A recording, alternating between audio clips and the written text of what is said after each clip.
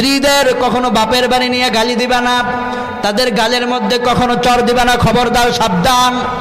বিশ্বনবী বললেন, মেয়েদের গালে তুমি চর মারবা না, তাকে ভালোবাসা দিবা, সবসময় মোহাব্বতের নজরে তাকে তাকাবা।